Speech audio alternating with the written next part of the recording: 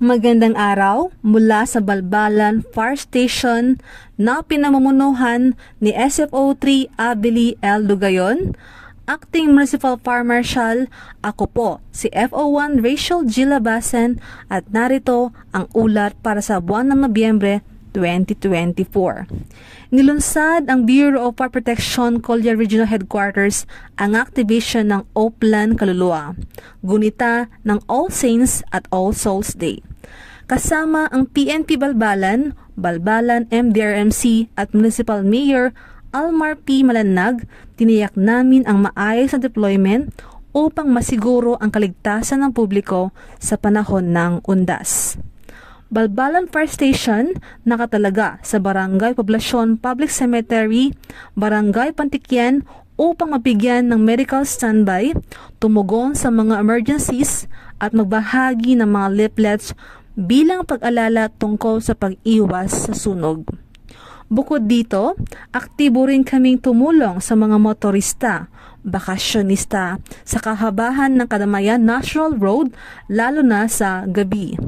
Sa magitan ng First Aid Service Team, Medical Assistance at Motorist Assistance.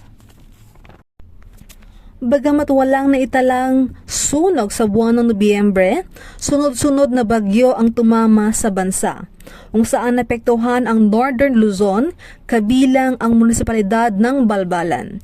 Dahil dito, ang aming stasyon ay nagsagawa ng fire truck visibility, landslide monitoring at water level monitoring. Sa kabila ng paghahanda, ang pagpasok ng bagyong Nika ang nagdulot ng landslide sa Barangay Balantoy, bandang alas 3 ng hapon, November 24. 2 bahay ang tabunan dahilan upang lumikas ang 2 pamilya na may kabuuan ng 9 na miyembro sa kanilang mga kamag-anak.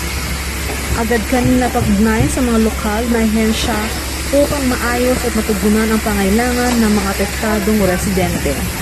Kinaumagahan, bumalik ang Balbalan Fire Station personnel para sa clearing operation at flashing sa mga natabunang bahay. Katuwang ay iba't ibang ahensya ng gobyerno at miyembro ng mga komunidad, makikita ang diwa ng bayanihan sa pagtulungan ng lahat upang malinis at maibalik sa maayos ang mga naapektuhang lugar. Upang tigit pang paghahandaan ang operating ng mga bagyo, ang aming stasyon ay nakilahok sa pre-disaster risk assessment meeting sa Balbalan Emergency Operation Center. Bilang pagbahagi naman na paghahanda para sa Pasilaw 2024, Balbalan Fire Station duty personnel tumulong sa flashing at paglinis ng Balbalan Town Hall, kasama ang empleyado ng mga munisipyo.